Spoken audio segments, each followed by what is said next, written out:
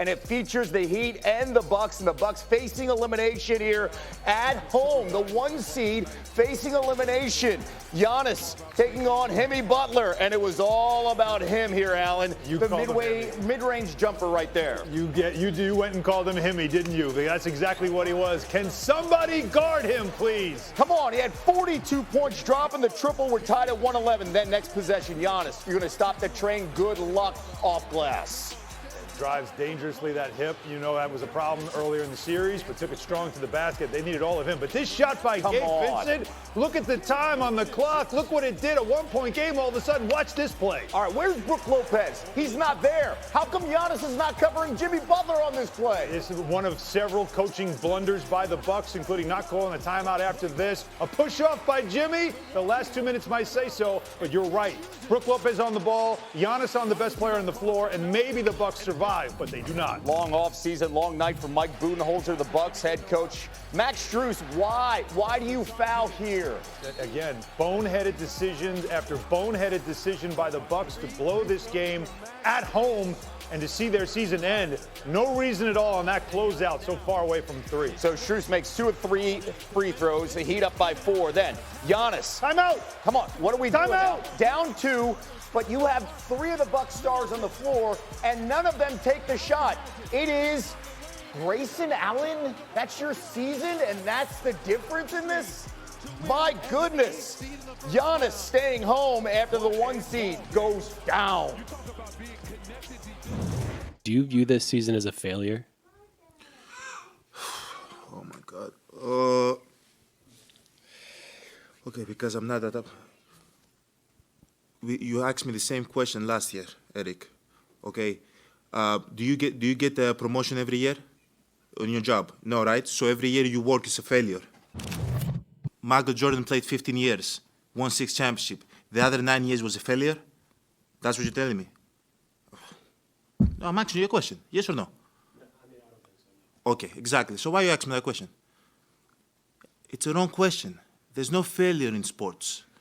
You know, there's good days, bad days. Some days you are able to be successful, some days you're not. That is a clip that I'm going to show my 11-year-old son and my 9-year-old son because of the perspective there. Because you cannot look at this as a failure, but they will in Milwaukee, Alan. And Vince Carter joining us. So, Vince, your thoughts? How would you consider this? Is this a failure for Giannis and the Bucks, considering they're the 1 seed and they do not advance to the second round? Kev, I see frustration all over Giannis's face because it's the expectations that they fell short of. Failure, I don't know. I mean, of course, they felt that they were good enough. I felt that they were good enough to make it all the way to the finals. I had the Boston Celtics coming out at the beginning of the year, and I thought the Milwaukee Bucks were playing the best basketball coming into the playoffs. And obviously, little knick-knack injuries get a hold of you, but everyone's injured, and Giannis is still able to play. Middleton is healthy. Drew Holiday was playing great. They still were very capable of winning. But, man, I tell you what, the will to win from Jimmy Butler and his cast, I mean, because we said, all right, Jimmy Butler's getting it done. Who else will join them? So, I think it's disappointing and frustrating. And, I think internally they feel like it's a failure because they expected to at least be in the Eastern Conference Final. Yeah, and the next question is not just so much about today, it's what you're going to do down the road. When you look at Middleton, he's going to be a free agent. Brook Lopez, a free agent. Giannis in that extension, that's coming up here. How much of a devastating loss is this when you look at the franchise overall down the road, Alan? This is going to be something that you start thinking about what kind of changes do you make here. And it's not just personnel. The failure thing that Giannis talks about has to do with players and individuals, and we completely agree on that part.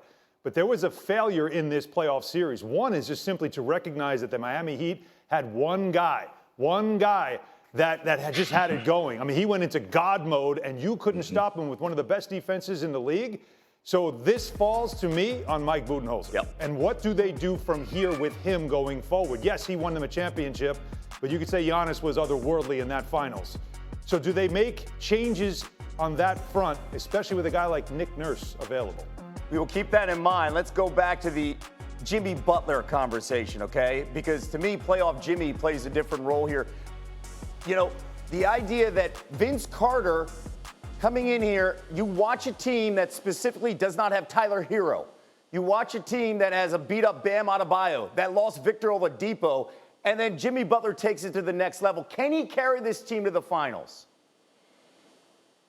He's definitely capable. You're seeing it, and it just depends on how you defend this team. I mean, I felt like Han said, this is a great defensive team in the Milwaukee Bucks, and they didn't really make adjustments. My adjustment, in my opinion, would have been, if we're going to lose this series, we're going to lose this series on the back of somebody else from the Miami Heat, not Jimmy Butler. He's going to have to force shots and make tough shots against double teams to beat us. But yet they had guys like Gabe Vincent step up and hit big shots. Bam showed up and had a great night. Even Kyle Lowry and Kevin Love gave you something. So yes, I mean, Jimmy Butler can't have his while other guys getting theirs as well. So they're very capable because they have some championship pedigree on their team.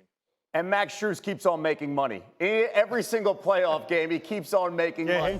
What will we see from LeBron, especially after that overtime game? Well, we saw a lot of Ja Morant over LeBron. Yeah, and look, the Grizzlies had to be desperate in this game. They had to play desperate in this game, and they absolutely did. And Ja Morant looks like a guy when he jumps, then he steps on something and goes a little bit higher. That was an amazing play. Okay, on the break, you got LeBron with the defense, and he's trailing. Austin Reeves knows what to do. Yeah, and look, the Lakers, they didn't have it in this game, but they kept pushing, kept fighting, kept pushing back, which tells me that Game 6 is going to be a very interesting game. When you look at Anthony Davis, you get 31 and 19. They're down by 1 in the third quarter, and then things fell apart. Memphis went on a roll, and here is Ja. Too much Ja, just too much energy. I wouldn't say he's too small, but definitely they weren't up for the challenge in this game. Morant inside loves the physical contact, no doubt about it, through Davis. Ooh. He finished with 31 points, 10 rebounds, and 7 dimes. The backcourt was fantastic. Grizzlies forcing a Game 6 Friday night on ESPN. LeBron, by the way, 5 turnovers last night. 4 of them coming in transition. Also shot under 30% for the game as he missed 8 threes and went 0 for 5 from the floor in the fourth quarter. LeBron afterwards. Definitely starts for me tonight. I was not very good at all. I think defensively I was pretty good, but offensively I was, not really good. Tonight I was, and I'll be better in Game 6. All right, let's get some perspective here as we have VC and, of course, Allen back with us. They're still up 3 games to 2, and they go back to L.A., but how big of a missed opportunity was this for LeBron and company, especially when you had AD with a big night? I think it's a huge miss. And this was a chance for the Lakers to close out the series, get a little rest, kind of regroup, and get ready for the next series. And, they weren't able to get that done, particularly with the Golden State Kings game still playing. This is a chance for them to kind of get this series over with and not give any life to the Grizzlies. Now, a young Grizzlies team who kind of now smelling blood in the water. They're very confident in themselves, as you know. They give themselves another chance. So in that locker room now, they're saying, oh, we just got to go to L.A. and get one and bring this thing back home and finish it. So, yes, I do believe the Lakers will be better. I do believe LeBron will be better.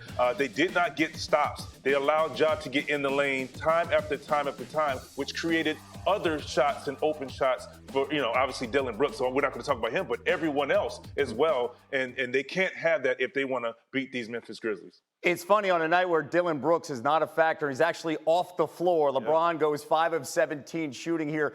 The turnaround, is that a huge concern, Allen? Should that be the biggest storyline here for this Lakers team? It is exactly what we talked about when the series began. When you looked at the way the schedule laid out with 2 days off between games early, and you thought that definitely benefits the Lakers, especially LeBron James, so he can just recharge and get ready for the next game. And you saw him in that overtime. He emptied the tank in that game. And I had a feeling, because of the quicker turnaround, that he probably wouldn't have everything. And Anthony Davis owed him a big performance. He got it. Now, there's a quick turnaround here to Game 6 to Friday and then to Game 7 on Sunday. Not a lot of time to recharge. They got to win that game on Friday, VC. But there's one huge thing to this, Han. I think as you've seen, is when you go back home, when the Lakers go back, it gives you new life and it recharges you. I'm pretty sure they're going to make sure LeBron gets the opportunity to just get off his feet because they understand how important he is. And because I knew he was tired from the beginning, being the facilitator. Usually he's in attack mode, particularly in a closeout game. So I think you're going to see him in attack mode early at home because of just being on their home court.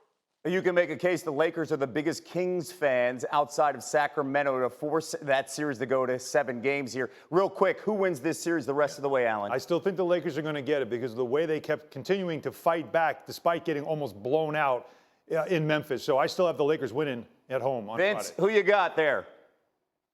I think the Lakers have put themselves in a position to win.